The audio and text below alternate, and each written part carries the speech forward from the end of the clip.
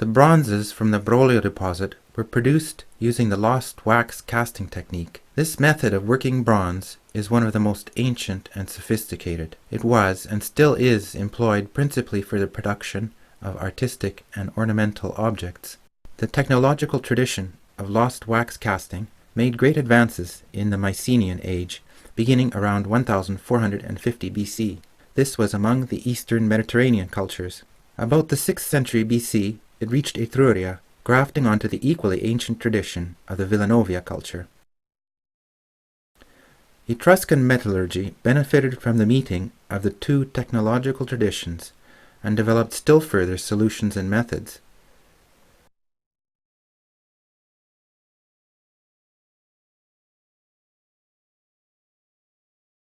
This was aided by the abundant ores of iron, copper, lead, and silver present in Tuscany and Lazio.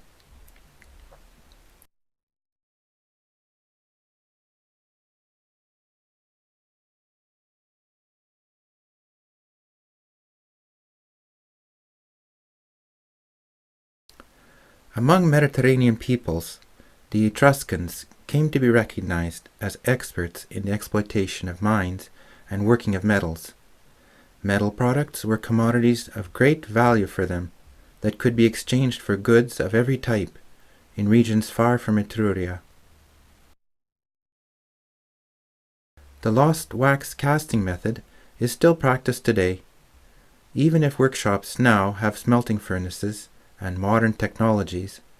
The procedure has not changed substantially with the passing of the millennia. The practice is passed from person to person, from generation to generation, with rules that are sometimes secret, almost magical.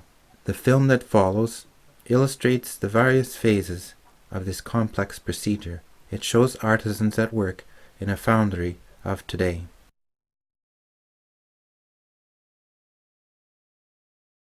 The art of lost wax casting is as old as bronze itself, extending back to 3,500 years ago. The process begins when the artist creates his work in clay. Then it is the turn of the form maker, who produces a negative mold of the work desired. Next, the master waxworker uses the mold to produce a new positive of the sculpture.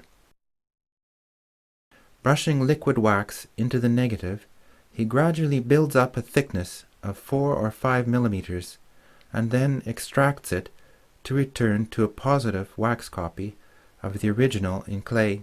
Now, the artist retouches the wax to eliminate any defects, returning freshness and originality to the piece. A network of thin wax cylinders is next attached to the wax model. These will become the feed canals during the bronze casting.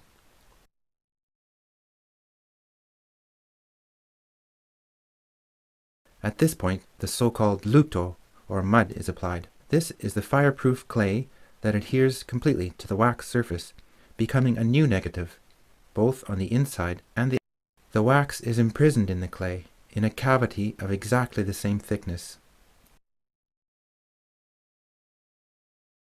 The form is now ready to be placed in the kiln for firing.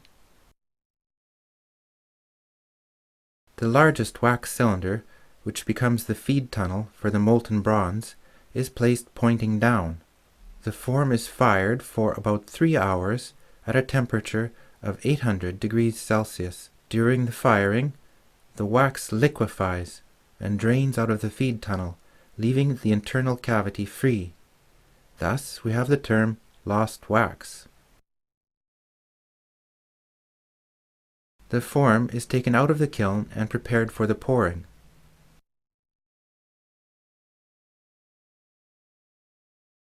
It is surrounded with a metallic net and a plaster coat that prevents it from splitting when the 1000-degree bronze is poured in.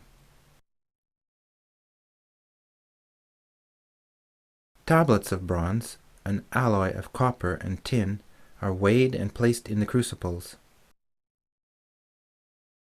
Within an hour and a half, the bronze is ready.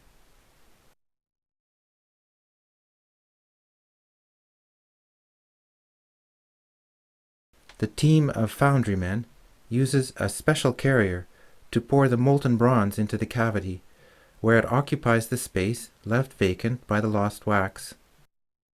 After several hours, the form is opened and the cast is freed.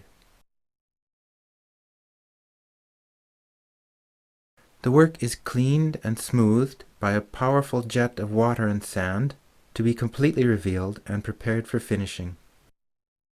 The feed tubes and molding dribbles are removed.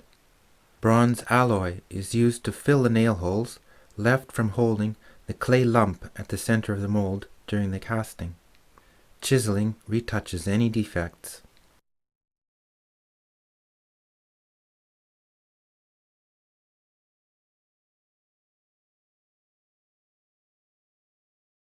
Finally, the patina is applied. The artist that created the original clay piece usually supervises the work.